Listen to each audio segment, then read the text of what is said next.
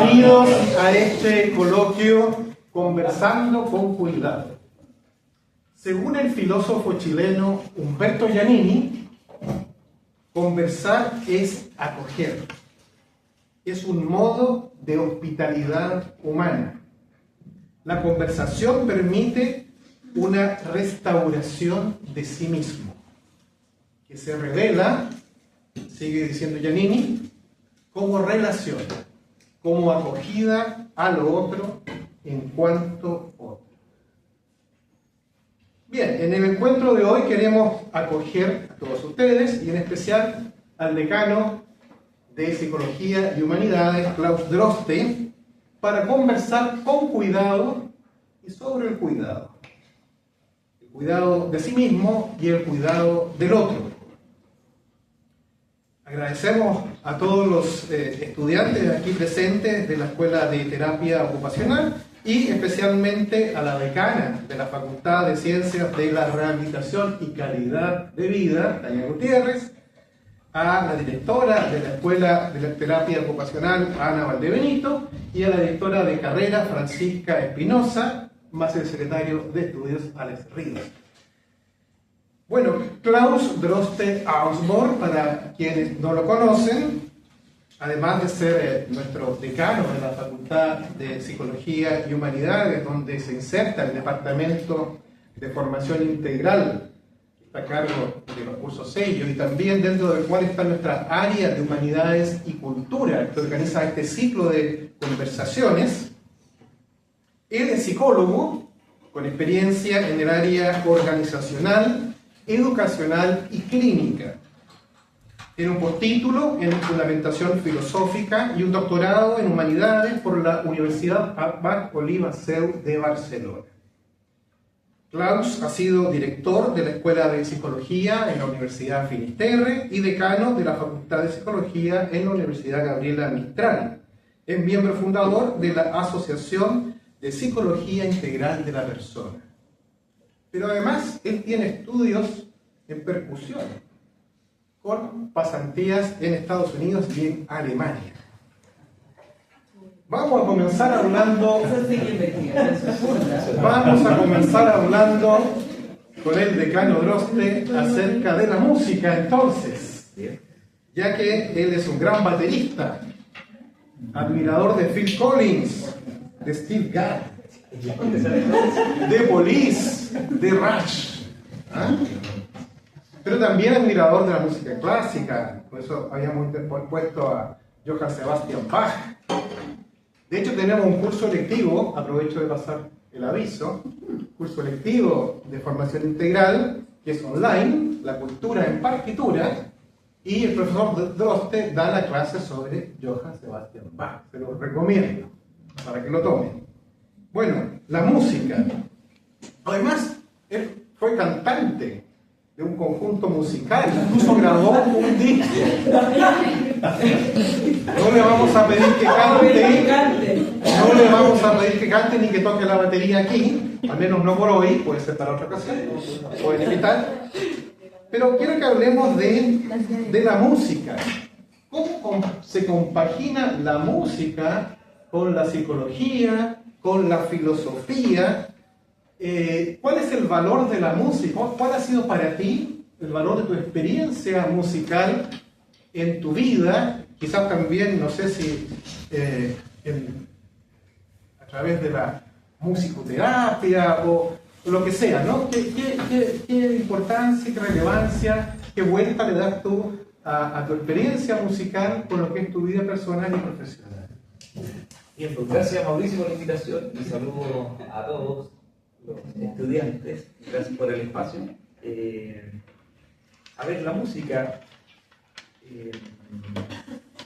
bueno, mi abuelo tocaba piano, entonces viene muy chico porque en el fondo era un alemán bueno para la cerveza, entonces iba a la casa, pedía cerveza, yo me tomaba la espuma y después se ponía a tocar piano. Y cantaba con el piano, y de chico me gustaba la percusión, no sé por qué. Me regalaron un tambor y me pasaba tocando el tamborcito, me llevan a ver vivíamos cerca de la escuela militar, pero que me llevaban, vi ejército marchar con los tambores y he vuelto loco. Entonces, de ahí como que toqué, después me olvidé, y en la adolescencia vino un grupo que nadie se va a acordar, el grupo Opus. Vino a Viña del Mar. Life is Life. Sí. Era tutum, tutum. Esa. No, ahí yo dije, no, esto es lo mío. Y me puse machaca a estudiar.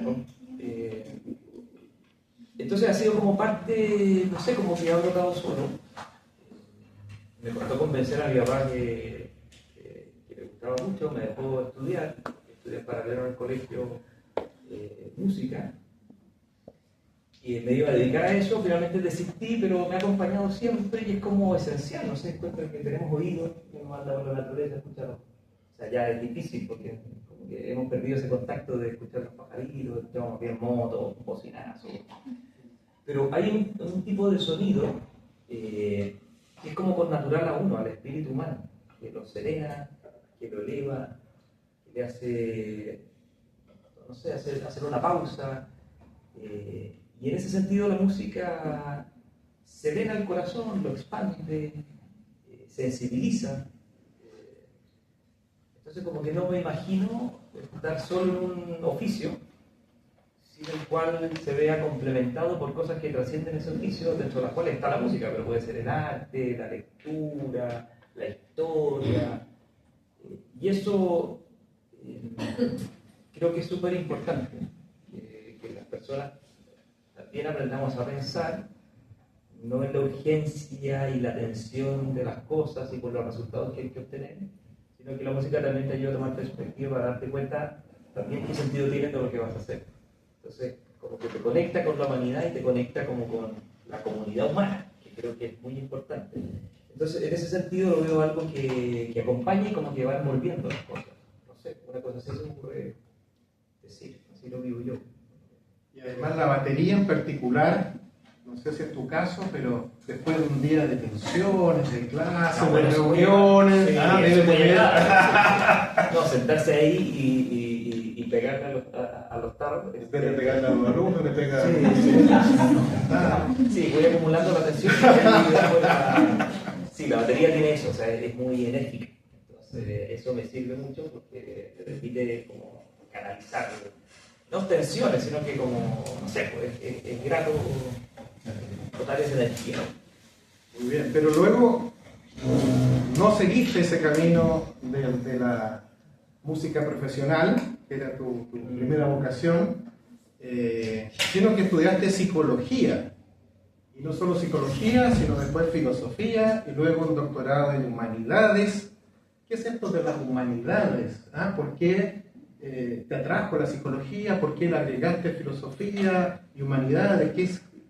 ¿Cuál es el valor de eso que parece tan abstracto, tan lejano, de un hombre tan práctico, ¿no? Y de la psicología misma, que también es algo aplicado? Sí, sí. Bueno, son un poco las vueltas de la vida. Yo estaba empecinado en el tema de la música. Además tenía enfrentado a mi papá, que no quería ese camino para mí, que no se pone medio terco, y dije, lo voy a convencer. Entonces fui sorteando los obstáculos para convencerlo, pude estudiarlo, me gané una beca para ir para afuera, volví. Pero cuando fui, esa vez que dices tú que fui a Estados Unidos, no, me cargó. O sea, llegué a ese país, estuve ahí, no sé, como 5 semanas. Claro, era como el más chico de la universidad, era como el latinoamericano, realmente no, era como casi el primero que iba a esa escuela. Me sentí como desarraigado, eché de menos Chile, la familia, me di cuenta del ambiente que había ahí, era una competencia pero feroz, o sea, eran todos enemigos unos con otros. Entonces dije, si quiero ser baterista y quiero ser el mejor del mundo, que yo quería así, como ser el mejor baterista del mundo, o sea, tengo que venirme a esto, ¿y qué voy a hacer por mi país? Voy a tener que hacer una vida afuera. Y empecé a cuestionarme si no tenía que hacer algo por Chile, por ser un chileno.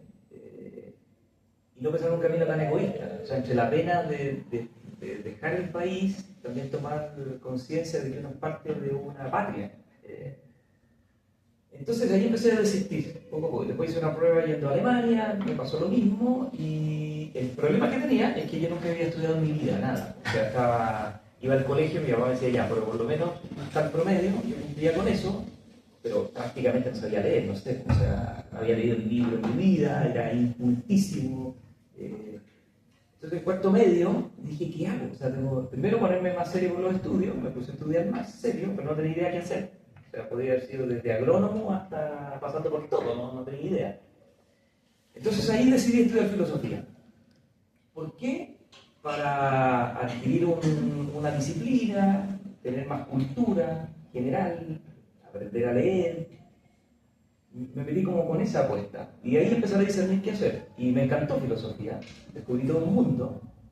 Pero también me di cuenta que no iba a ser filósofo así como los que veía en la universidad. No era como mi camino. Mira, y por unas casualidades alguien me dijo, bueno, ¿por qué no estudias psicología? Y dije, ¿qué será eso? No sé, no tenía idea. Y empecé a averiguar. Lo pensé mucho. Y al final dije, mira, ya aquí me puedo ganar la vida y puedo ayudar a personas. Voy a estudiar eso. Me metí a psicología. Me desilusioné completamente, pero había que perseverar. Eran unos enredos kilométricos, o sea, cada rollo que tiraba cada persona, dije, no, esto es un enredo. Empecé a tomar distancia, pasé súper bien todos los años. En quinto año me eché el último ramo de la carrera, psicoterapia. Sí, eso fue un golpe así como... Porque había pasado impecable toda la carrera, eran los pocos que habían pasado toda la carrera bien, y este ramo era el más difícil y era clínico. Y tenía ahí a 3 eminencias. Yo me daba cuenta que me hacía una pregunta muy asumible, pero yo me daba cuenta que si respondía lo que quería este señor, iba a estar contento, pero era lo contrario que lo que pensaba esta otra persona. Y iba a contestar lo que decía esta persona. Y al final eran como 3 visiones de la persona que yo sabía que no coincidían. Entonces entré como en un conflicto. Me reprobaron, tuve que hacer esa asignatura todo un año. Y me volvió a ir mal. La pasé. Pero yo dije, yo no me dedico a lo clínico, yo no quiero lo clínico, yo me voy a dedicar a las empresas y a la organizacional. Entonces fui a ese examen, estaba el mismo profesor que me reprobó y me dijo, oh, se mató la risa. Y digo, bueno, cuenta tu historia aquí. Y le dije, mire, por favor, déjenme en paz, yo no quiero dedicarme a lo clínico, yo sé que esto no es para mí, yo me quiero dedicar a lo organizacional, entonces esto es lo último que me falta. Ya, y hice el examen, hice la misma pregunta el año pasado, me pasaron al justo, y empecé mi camino fuera de lo clínico, o sea, como... Pero tomé trabajo en un colegio, y ahí fue el cambio radical, porque llegué a un colegio como psicólogo orientador. Bueno, y ahí uno se encuentra con personas. Volví a trabajar en otra universidad, viviendo lo clínico, volvieron mis conflictos, y cuando estaba así súper conflictuado de nuevo, me topé con un profesor, le planteé mi tema, y ese profesor tomó una servilleta, y me hizo un esquema, y yo dije, esto es lo que nadie me ha dicho nunca en mi vida, yo quiero saber esto. Y eso es la filosofía.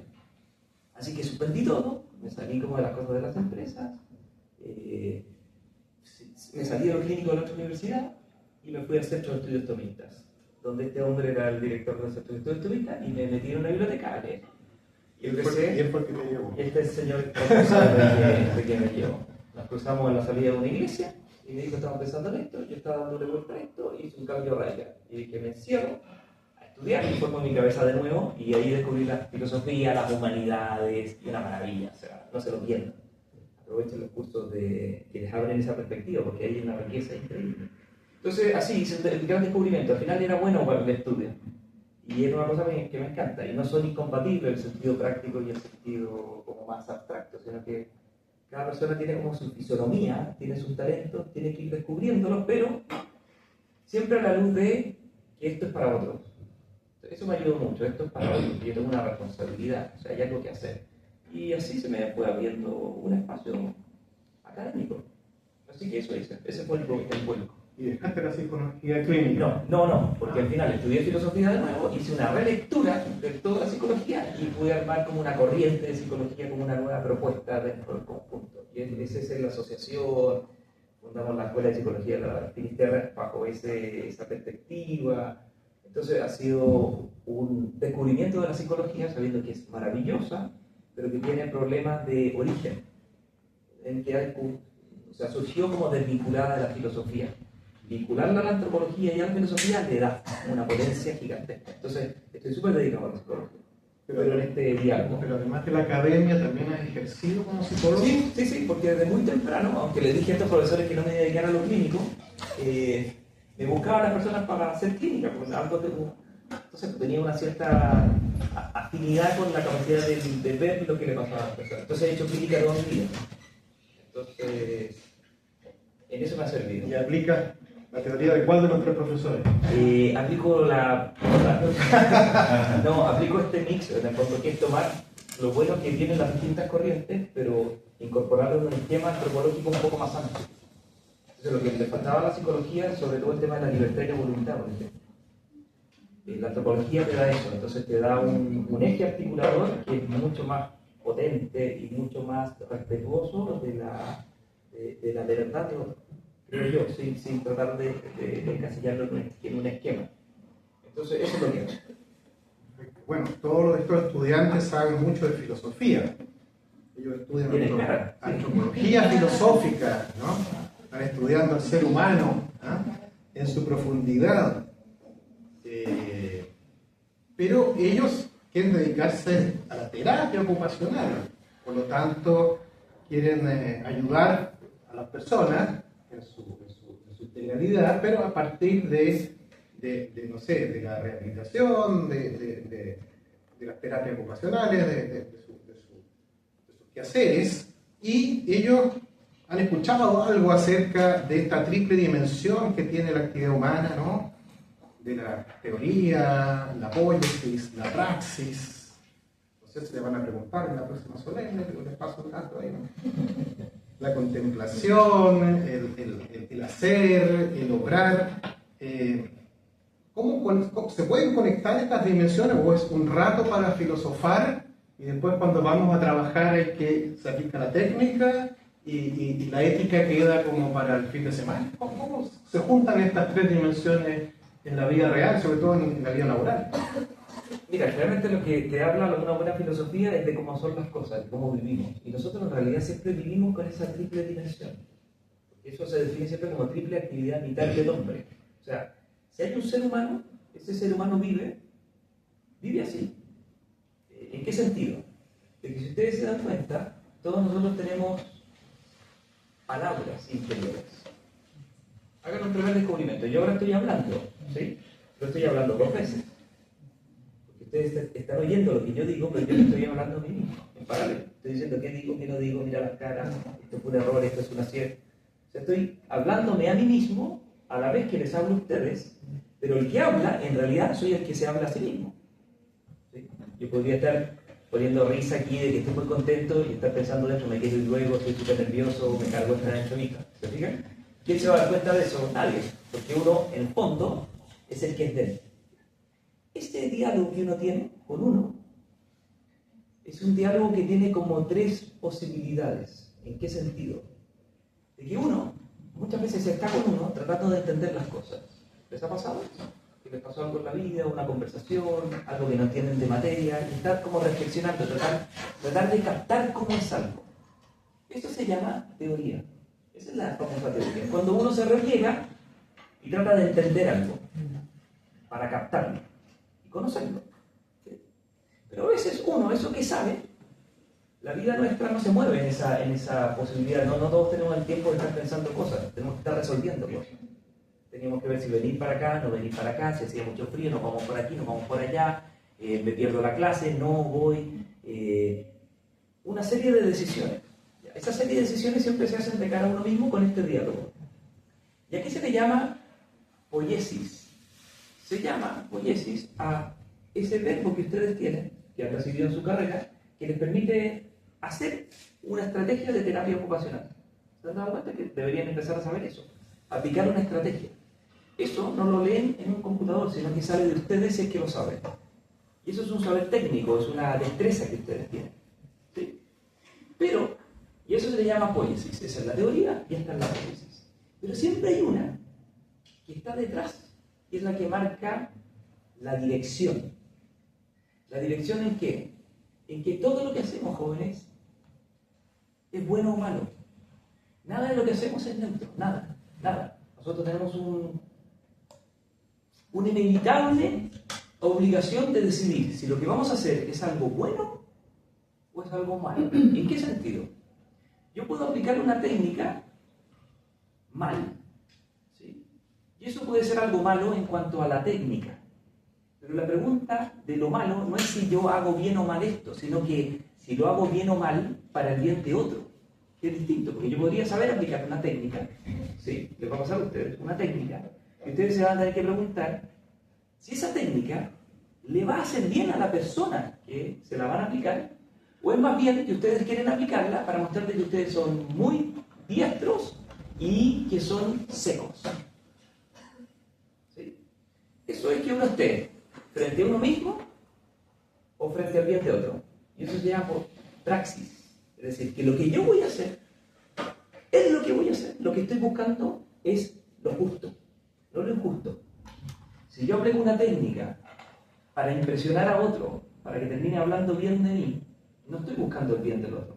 Aunque le haga bien, estoy buscando el bien mío. Y eso es injusto, porque eso es la acción de un vanidoso. ¿Lo ven? Y los vanidosos terminan instrumentalizando las cosas para ellos. La praxis es esa dimensión en que nos quitamos la máscara y decimos, lo que estoy haciendo, ¿es bueno o malo? No en el sentido del efecto que voy a tener, el efecto moral. ¿Es bueno porque estoy buscando el bien de otro o estoy simplemente beneficiando? Si ustedes se dan cuenta y ven la cultura o la sociedad, se van a dar cuenta que todos los problemas que tenemos o que hay tienen que ver con personas que están utilizando todo el poder que tienen solo para beneficiarse ellos o su grupito. Y eso divide la sociedad. Y la sociedad sería otra si el poder que tenemos estuviéramos pensando desde el punto de vista de la praxis, que tiene que orientarse al bien auténtico de los demás. ¿Lo ven? Ya, eso es teoría, praxis y hipótesis. Nadie puede vivir sin eso. Quien vive sin eso o sin praxis es una persona que ha renunciado a la libertad, porque la libertad es para eso, para usarla en orden al bien, evitando el mal. Entonces, van siempre juntas, no se pueden separar. No sé si se entendió. Bueno, después tenemos tiempo para hacerle preguntas también a nuestro invitado. Dentro de esta praxis, poiesis, teoría, dentro de nuestras ocupaciones cotidianas, además del estudio, del trabajo, está nuestra vida doméstica, está nuestra vida en nuestro hogar, está nuestra familia, y ahí hay que pensar y tomar decisiones todos los días, y donde no es tan fácil tener una técnica quizás, ¿no? Una estrategia.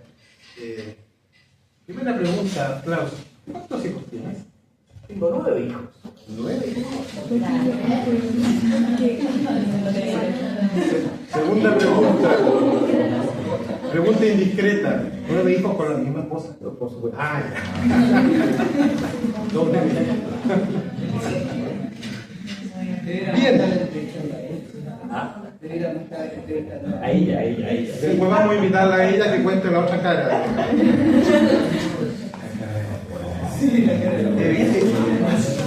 Pero a Klaus el tema de la familia no le interesaba solo desde el punto de vista práctico, sino también teórico, ¿no?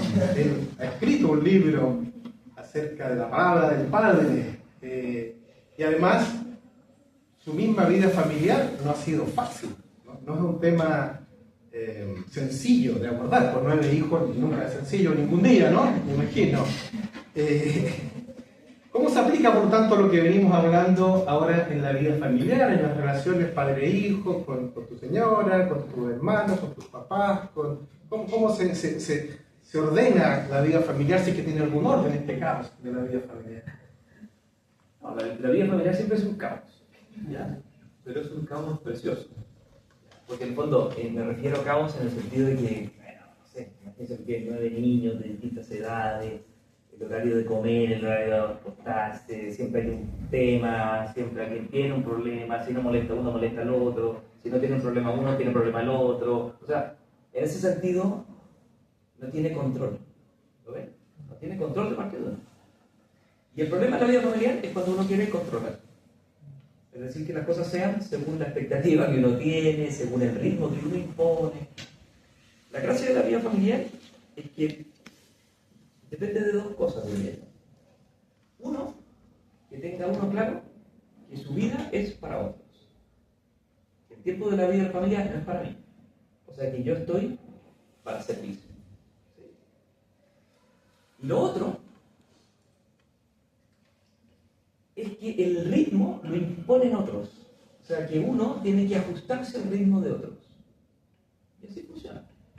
No es que uno esté al ritmo de los niños y ellos marcan la pauta, sino que se supone que uno es más grande, tiene cierta responsabilidad, pone un marco general de las cosas, pero en general no es uno el que va marcando un ritmo para que las cosas sean según mis criterios, sino que yo abro mi criterio para pensar qué es lo que conviene ahora, según lo que está pasando hoy día, para el bien de todos.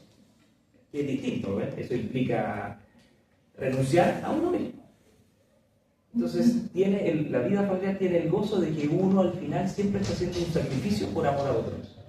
Y que lo menos que va a pasar es que uno se salga con la suya, o que se vaya a dar el gusto en su voluntad. ¿Lo ven? Eso es como parece raro. Pero si no, la vida familiar no funciona, porque si es un grupo de personas que están tensionando las cosas para que se vayan haciendo según su modo, tenemos la guerra. Y cuando tenemos personas que se ponen al servicio de otros para que esto sea según el ritmo del más débil, la vida familiar lo que tiene es eso, que la vida familiar va al ritmo del más débil, no del más fuerte. Y los más fuertes entienden que tienen fuerza en razón del más débil. O sea, si uno tiene un hijo enfermo, o sea, ¿qué va a hacer? Tiene que ajustar todo al hijo enfermo, porque todos vivimos del amor. ¿Sí? Y eso implica renunciar mucho a muchas expectativas que uno tiene o darse en el gusto. Es que es de las cosas más gratas que hay. Hoy día como que todo es como darse en el gusto. No. La felicidad está en no darse el gusto por amor a otros, por hacerle grata la vida a otros. Esa es otra lógica. Y eso, si tienes vida familiar, o lo asumes o se acabó la vida familiar. Gracias a Dios yo lo estoy asumiendo, pero es maravilloso. Es un caos, pero increíblemente maravilloso. Y una experiencia que sirve también de modelo, al menos para la profesión que van a ejercer los Ustedes que sí, presentan, ¿no? sí, o sea, de todas maneras. Estar al servicio del más débil. Del más débil, sí, eso es muy, muy bonito. Y lo que hacen ustedes también es muy... Yo he hecho un descubrimiento de la terapia ocupacional, porque una hija, la Jacinta, ahora que van de los hijos, está yendo a terapia ocupacional. Le ha servido, pero muchísimo. Estuvo yendo a una psicóloga, y al final nos dijeron una terapia ocupacional por el manejo y regulación de las emociones, y es fantástico. Es fantástico porque ha dado muchos pasos, es un camino lento siempre, pero yo capto que si la persona que está haciendo eso, en el fondo su lógica no es como abajarse, como acomodarse, esto no funciona. Entonces, en el caso de ustedes, van a tener que hacer muchas renuncias a sus expectativas para calibrar sus expectativas a lo que la realidad nos posibilita, ¿sí? Y al ritmo que otro tiene, sin forzar. Porque cuando uno fuerza, fractura. A veces hay que forzar en la vida, ¿ya? Pero en general, cuando uno fuerza las cosas por un ímpetu personal, por el poder que uno quiere imprimirle a las cosas, termina fracturándolas. Ustedes van a tener que tener mucha paciencia y ver que las cosas tienen su ritmo.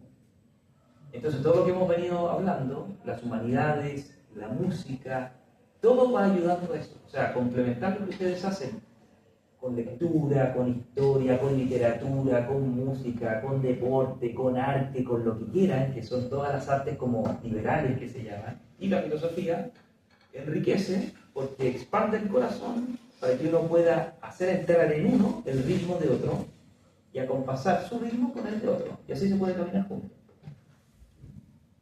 Lo dije medio coloquialmente, no sé si se entendió, pero ya, eso se me ocurre.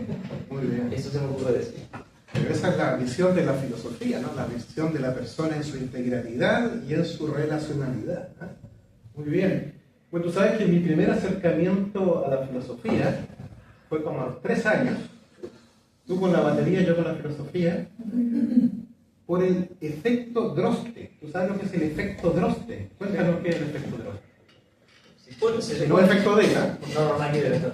Se ponen en un espejo y ponen otro espejo. ¿Sí? Esto se puede reflejar hasta el infinito. Y hay una cocoa que se llama la cocoa Droste.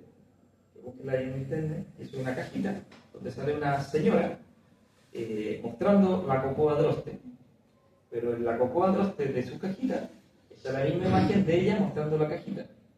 Y en la cajita que muestra la cajita, está la misma imagen de la que muestra la cajita. Eso se puede ir como hasta el infinito. Eso se llama el efecto Toste. El efecto Toste. Bueno, yo a los 3 años mi mamá me empezó a enseñar a leer con un silabario. Y en el silabario, ¿Silabario mate? no sé si era mate, pero en la tapa salían 2 niñitos sentados leyendo un silabario donde salían ellos dos mismos leyendo un silabario. Entonces yo ahí, en vez de preocuparme si mi mamá me mima, me preocupaba yo del infinito, porque esto hasta cuándo se puede seguir repitiendo, ¿no? Entonces ahí yo creo que fue mi despertar en mi vocación filosófica por el efecto Droste. Y la preocupación por el infinito, ¿verdad? A uno lo persigue desde entonces, porque efectivamente yo entro al ascensor y veo estos 2 espejos y empiezo a mirar que se repite, pero ¿hasta cuándo se va a repetir? ¿Se puede repetir hasta siempre o no? Esta relación de lo infinito con lo finito, ¿no? Esta relación ¿se puede vivir en estas 2 dimensiones, lo finito con lo infinito, lo trascendente con lo inmanente? Nuestra vida cotidiana tan concreta tiene una relación con lo eterno, con lo que nunca termina. ¿Cómo ha sido en tu vida esas 2 dimensiones? Vaya. Más allá de lo filosófico. Vos, desde la filosofía, ¿cómo lo has abordado tú? A ver, pero... Sí, porque eso tiene que ver... O sea, tiene que ver con la felicidad. ¿Sí? O sea, una cosa bien importante en la vida es darse cuenta de que, en el fondo, lo único que buscamos, no sé si les pasará a ustedes, o díganmelo ustedes, ¿qué es lo único que buscan en definitiva al final, en su vida? ¿Ser? ¿Sí o no? ¿Sí o no? ¿Hay alguno que no quiera ser feliz? Si hay alguno que no quiere ser feliz, yo estoy seguro que es porque quiere ser feliz. Estoy seguro. Sí, porque uno dice, no, yo conozco gente que no quiere ser feliz, sí, pero ese es porque quiere ser feliz. O sea, está más feliz no pensando en la felicidad que piensa que no va a encontrar, entonces mejor no pensar en la felicidad, entonces estoy más feliz. O sea, porque quiere ser feliz. O sea, no... Hay algo que uno tiene que captar, que lo único que buscan las personas en este mundo, en definitiva, es ser felices. Y ustedes están en esta carrera porque lo conectan con una cierta idea de plenitud de vida, de perfección, y cuando lo desconectan es cuando las personas dicen, no, yo no quiero estudiar esto. O sea, cuando se produce una desconexión. Pero ese deseo de felicidad, uno tiene que darse cuenta que al final, es el deseo de la posesión de algo infinito. Por eso al final se dan cuenta también en que cuando ponen su expectativa en algo, se cumple, pero no se cumple su expectativa, necesitan otra cosa, o no era para tanto. ¿Les habrá pasado que les cuentan de una película, no sé qué, y se compraron la entrada, un concierto, juntaron la plata, se iban a acabar las entradas, consiguieron la entrada, la última entrada, organizaron toda la universidad para poder ir ese día, fueron con sus amigos, y algo pasó que no era para tanto. O sea, mucho frío, o no funcionaron los cables, o no era para tanto. Porque al final nosotros buscamos poseer algo que sea para tanto, y como que nos rebase. ¿Sí? Entonces, al final, creo yo, que es ineludible la pregunta de cada uno respecto de eso. ¿Dónde está eso que es infinito? Es como un llamado de lo infinito. Y a mí, en ese sentido, bueno, fue una experiencia como religiosa, digamos, o sea, como el encuentro con algo infinito. Y darme cuenta que eso infinito puede estar presente en todo lo finito. Y en la medida que lo infinito está presente en lo finito, se infinita lo finito. Y uno puede estar contento con cosas muy chiquititas, pero que vienen como cubiertas por algo como sobrenatural que nos toca. ¿Sí? Eso es el amor, por ejemplo, el cariño. El cariño, el amor, cuando toca las cosas, las transfigura. Entonces, un dolor, una desazón, una contrariedad, cuando está tocada por el cariño, puede transfigurarse. Eso es lo que hace la amistad. ¿Sí? La amistad. Al final, va en esa línea, en la amistad. En el caso, la amistad con Dios. Y uno al final se da cuenta que uno es finito y tiene sed de infinito. ¿Quién llena su infinito? En el mundo es la amistad. Lo más cercano a eso es la amistad. Y la amistad también con el Creador. Eso a mí me ayudó mucho, porque me doy cuenta que cada día puede ser único, puede ser el último, y hay que vivirlo en realidad como si fuera el único, como si fuera el primero, como si fuera el último. ¿Sí? Esto me ayudó mucho, la experiencia de una persona que decía que había estado en la cárcel. Cuando estaba en la cárcel esperaba cada momento que lo fueran a liberar. Hoy día me van a liberar, hoy día me van a liberar, hoy día me van a liberar. Y esta persona que estaba en la cárcel se acordaba de otros que habían estado en la cárcel así. ¿Sí? Pero él dijo, yo no voy a esperar. Yo no esperaré. Voy a vivir el momento presente colmándolo de amor. Voy a vivir cada minuto como si fuera el primero, como si fuera el último, como si fuera el único. Una persona que tiene esa perspectiva en su vida, miren, va caminando por la calle, se topa con alguien, todo va como transfigurándolo todo. Eso es posible en la vida humana. Y eso le da sentido de infinito. Hace sentir que todas las cosas pueden ir como sumando a esto. Nada es inusual o casual, nadie es inútil. Esa perspectiva a mí me ayuda. Esto les podría compartir, sin entrar en grandes intimidades. Bueno, entonces esta perspectiva de infinitar lo finito lo vamos a llamar el efecto Claustroff. El efecto Vamos a dejar que respire un poco de agua también. Nuestro invitado, agradecemos al profesor Juan Pablo Conejeros que nos ha permitido esta ocasión y vamos a dar la palabra para que alguien quiera hacer algún comentario, hacerle alguna pregunta a don Klaus o hacer algún aporte también o algo le pidan alguna aclaración mayor. Crítica, ataque personal.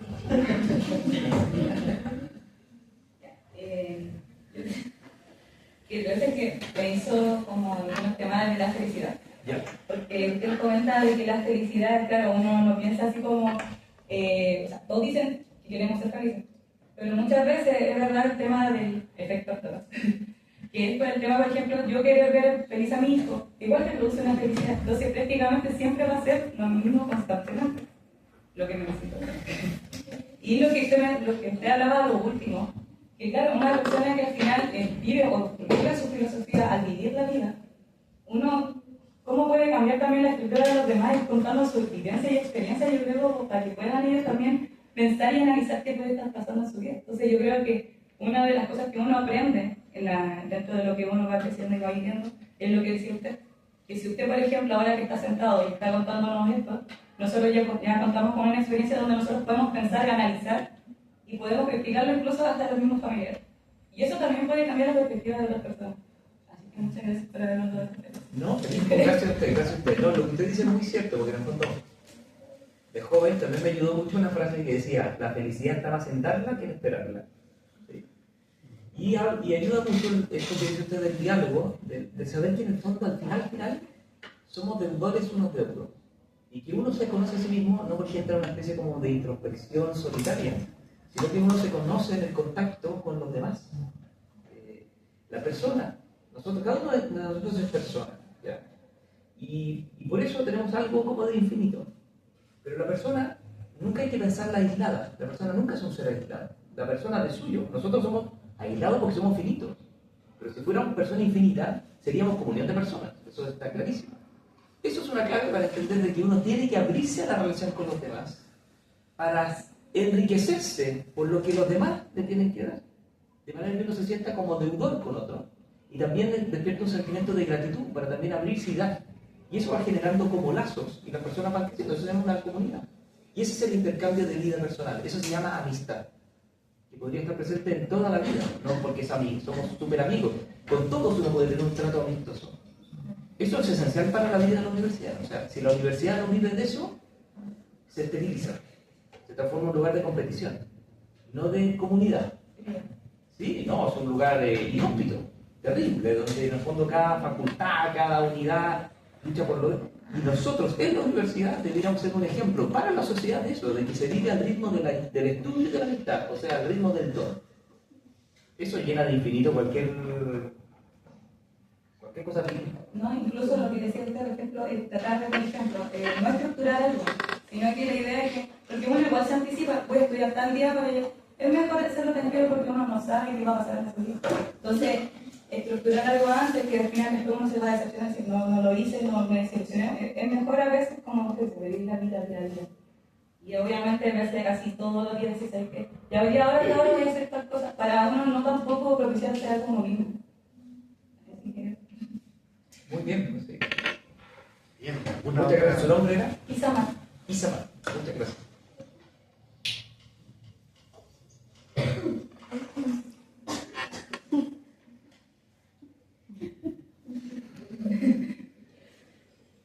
Bueno, yo, hola. ¿Cómo estás? Bueno, no es una pregunta sobre... ¿Su nombre es? César. César. No es una pregunta un poco más personal sobre lo que habló Ya. al principio sobre la música y el arte. Ya. Usted dijo que tocaba instrumentos y todo eso, pero pienso que con el conocimiento que tiene usted sobre psicología, filosofía y humanidades, como que es como un buen potencial para el hecho de la escritura, como que, o sea, a mí me gusta la escritura y siento que usted tiene como esas herramientas para hablar como de algo, no sé, más profundo en sus letras. Nunca intentó escribir, solo se dedicó a los instrumentos. No, escribía, sí, escribía poesía. Ya. Me encantaba eso, era como... Entonces escribía, tenía unos cuadernos y escribía. Mientras hacía música, escribía mucho. Eso. Y después, bueno, lo he hecho siempre, digamos, como ir escribiendo, y me encanta eso, escribir como versos. Y después escribir libros, bueno, me toca hacer la tesis y todo eso. Y ahora a uno le toca en la vida como más académica realmente escribir, como un artículo, un prólogo. Pero sí, en verdad no había pensado en eso. Junto con la música estaba la poesía, o sea, ir escribiendo como joven cosas. Sí. Que es como música eso, ¿no? Claro, ¿no? Sí. Sí. Una forma de expresarse las letras que escribe uno, pues. Claro, sí, o escribir canciones, también escribir canciones, hacer me gustaba la guitarra, ese tipo de cosas, sí. Gracias a usted. César. Se está armando aquí el encuentro poético musical, ¿ya? Para la próxima vez, para la carrera de los Beatles. Sí, ¿alguien más? Yo creo que estaba relacionado con mi compañero. ¿Usted ocupó por casualidad la música en alguna terapia? No, nunca he hecho musicoterapia. ¿No? Hay una línea en la psicología que se dedica a eso. Pero yo la desconozco, o sea, la viste como la que nunca la he ejercido. Entonces, Pero no sé. nunca le ha interesado o llamado la atención haberlo realizado, a pesar de que usted tenga experiencia en eso. Sí, lo encuentro interesante, sí. Pero como al final mi camino fue en psicoterapia, pero más bien clásica, de diálogo, y me fui metiendo en la vida académica y hacer docencia, tampoco me pude especializar en lo otro, porque en el fondo de eso hay que especializarse, estudiarlo, y no... Como que mi llamado iba en otra dirección, pero me parece súper interesante. O sea, y las personas que lo ven, no lo ven, le pasa un instrumento al que alguien no sepa, expresa mucho, porque se expresa mucho sentimiento. Y uno capta qué siente la persona que en el fondo, y ella conecta mucho consigo misma. La música hace eso, o sea, ustedes pueden estar todo el día tenso, respondiendo a la vida social, todo, pero si tienen una pena, una complicación, pueden mantenerla a raya. Pero si llegan a su vida y se ponen música y esa música les toca, no sé, se pueden poner a llorar en un segundo. O sea, se desmorona. Eso es lo que hace la música, que no rompe las capas o las defensas y llega muy en el fondo a veces y nos derrite.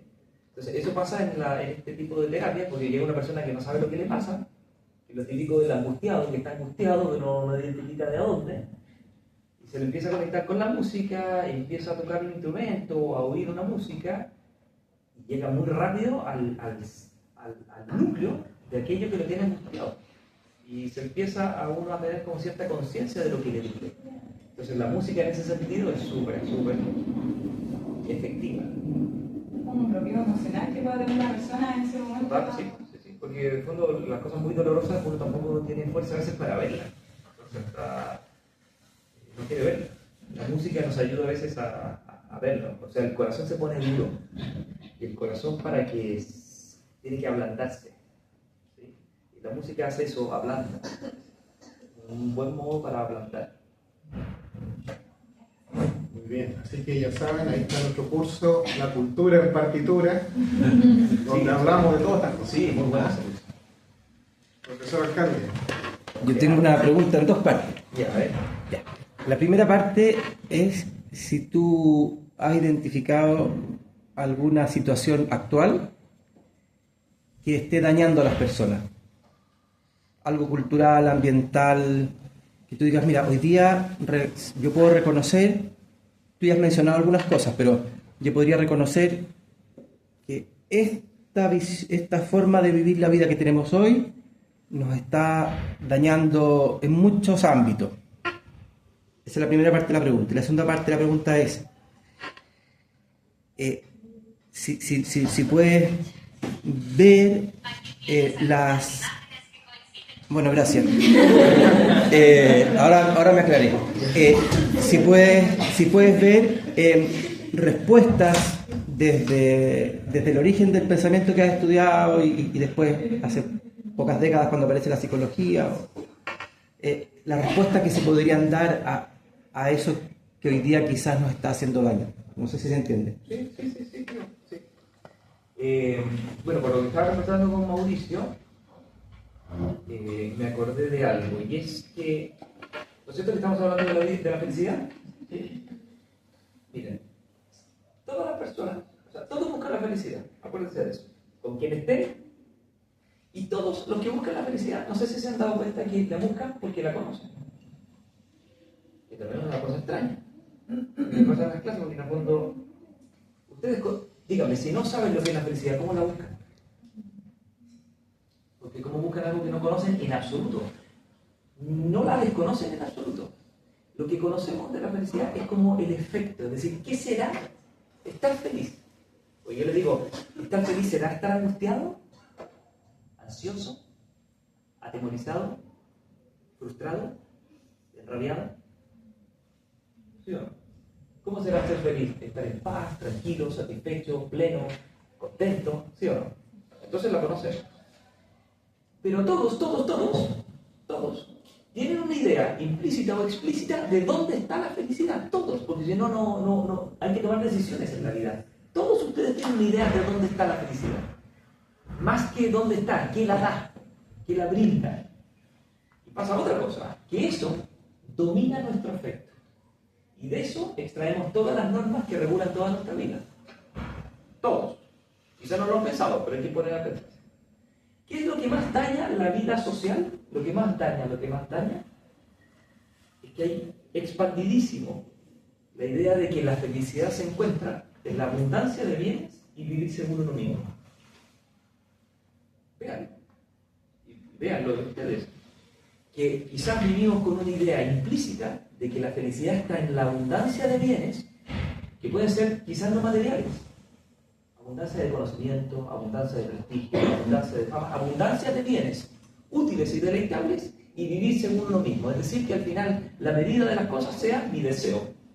Eso daña y hace que uno no pueda vincularse sanamente con ningún bien.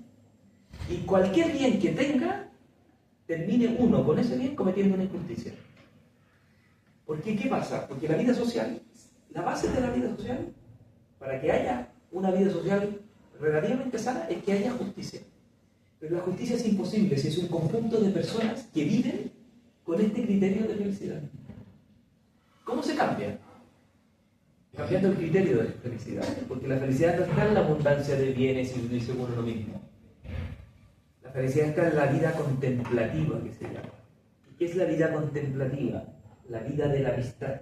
Lo que hemos venido hablando. O sea, cuando uno cambia y se da cuenta de que uno, su vida, por la felicidad la va a encontrar, cuando haga de su vida un sincero don de sí para los demás, va a empezar a enfocarse bien. Y una persona que vive así, ¿sabe lo primero que cuida? La justicia. Entonces es una persona que se encierra en la vida social, haciendo de su vida algo que cuida la justicia, no que causa la injusticia. Y por eso es un germen de paz en la vida social. Y así la vida social se empieza a vertebrar de personas que no tienen nada que enrostrarse, ni están beligerantemente enfrentadas, ni reprochándose cosas, que se reprochan las mutuas injusticias, sino que son personas que tienen una relación de mínima justicia que ahora pueden encontrarse en el plano de la colaboración. Y eso cambiaría todo. O sea, si nosotros, el teléfono, estuviera en manos de una persona que sabe que la felicidad está en hacer de su vida un don para los demás, no va a usar mal esto. No lo va a usar mal. Y si lo usa mal, se va a dar cuenta y va a enmendar. Pero si cae en alguien que está pensando en la abundancia de bienes y vivir según uno mismo, esto va a ser fuente de mal, de infamia, de injusticia, de mentira, de pérdida de tiempo, y es todo el problema. O sea, el problema que tenemos hoy día, o desequilibrios que vemos, es algo que está en el fondo de nuestro corazón, y que tiene que ver, en realidad, sinceramente, ¿dónde creo que está la felicidad? Entonces, esa sería mi respuesta un poco a la pregunta. Hay que calibrarse de nuevo, en ese sentido. Creo yo, o sea, es una cosa muy rápida, todo es más complicado que esto, pero por decir algo así. Una gran respuesta. Bien, para no seguir abusando del tiempo y de la disponibilidad. Muy cortito, pensando un poco, poniéndome un poco en los zapatos de los chiquillos y las chiquillas que están entrando ya en una etapa de cierre de semestre, donde hay varias chiquillas, chiquillos que están sufriendo un poco a propósito de estas asignaturas que son estas que cargan en la mochila. Y pensando un poco en los conceptos de la felicidad, los sentimientos del infinito, ¿qué les podrías decir tú a aquellas chiquillas, chiquillos que están aquí y que a veces uno ve que llegan a clases angustiados, porque se viene el cierre, potencialmente puede reprobar la asignatura, como te pasó a ti cuando estabas terminando psicología? ¿Qué dirías tú ahí en términos de estos conceptos que tú has expuesto ya y que para ellos sería importante, o para ellos sería importante poder tenerlos como herramientas? Ya. Sí, mire, y conecta súper alto con lo que hemos venido hablando. Porque todo este problema, fíjense lo difícil que hoy día todos quieren bienes, eso es inevitable, pero está siendo muy difícil que las personas busquen bienes difíciles. Porque cuando uno vive según uno mismo y quiere abundancia de bienes, quiere bienes fáciles. O sea, el bien fácil. Y el bien fácil nunca está en la felicidad. Fíjese que hay un libro que se leía mucho, que se leía poco, se llama El Quijote de la Mancha. Y el Quijote le decía a Sancho, Sancho, lo que cuesta poco, se estima en menos. ¿Se han dado cuenta lo poco que valoramos las cosas que salen fáciles? Porque la felicidad, en un sentido, esto es claro, pero en un sentido, tiene que ver con un bien arduo. Por eso cuando las cosas son difíciles, anímense. Porque nadie está contento cuando algo resulta fácil. El camino de su felicidad, créanme, el camino de su felicidad no es el camino que ustedes encuentren el camino fácil. El camino de su felicidad está en el camino más difícil que ustedes puedan recorrer. Ese es el camino de su felicidad. ¿Por qué? Porque la felicidad es el gran bien, es el sumo bien. Tiene que ver con un bien arduo, pero posible. Y los estudios nos ayudan a eso. Hago la aclaración porque en realidad la felicidad es un don, ¿ya? Pero eso habría que entrar en otro tema. Pero desde el punto de vista de lo que venimos hablando, tiene que ver, en cierto sentido, con dejar de vivir según uno mismo. Y dejar de vivir según uno mismo tiene que ver con corregirse a sí mismo, y eso es arduo. Y el estudio nos ayuda a eso. El reprobar una asignatura y levantarse, y hacerla de nuevo. O soportar a un profesor que detesto. O soportar a compañeros que nos hacen las cosas difíciles. Y seguir adelante en pos de ese bien. ¿Me siguen? Si ustedes tienen que servir a los demás en lo que ustedes van a hacer, y esa es su vocación, ese camino va a ser difícil. No lo dejen porque es difícil. O sea, uno no se equivoca del camino porque hay un hoyo en el camino. Las personas están pensando eso, hay un hoyo en el camino, me equivoqué del camino. Imagínense que yo vengo de Huechuraba para acá. Tengo que pasar por el túnel. ¿Sí? Y hay un taco en el túnel. Y está complicado el camino, o sea... Pero imagínense que yo hago la torpeza de darme la vuelta en U y irme hacia Lampa, que está todo despejado. ¿Voy bien o voy mal? Voy súper bien porque voy rápido, no hay taco, pero voy pésimo porque voy a llegar a otro lado. Que haya un problema en el camino, no es que me equivoqué de camino. Hay personas que dicen, no, problema, no, me voy. No, puede ser tu camino, este era mi camino. Yo tengo que buscar el lado, ¿cómo lo hago? Saltar el cerro, qué sé yo, pero tengo que ir acá. Pero a veces no tenemos esa claridad de a dónde tenemos que ir. Y eso es lo que hay que siempre remarcar. Esto es lo mío, ¿no? Yo voy a servir acá o no. Esto es bonito, ¿no? Esto vale la pena, esto hace falta. Y sigan adelante. Y lo que van a hacer es que van a crecer. Se van a ensanchar. ¿Y saben lo que van a adquirir? La capacidad de poder captar el ritmo de otros y poder ponerse a ese compás. O sea, es súper formativo. Así que anímense en medio del desánimo. Muy bien, pues con este ánimo entonces Creo que nos quedamos con varias ideas dándonos vueltas en la cabeza, en el corazón, sobre todo con la experiencia de haber conocido a una persona y su propia vida, su propia riqueza, así que les agradezco.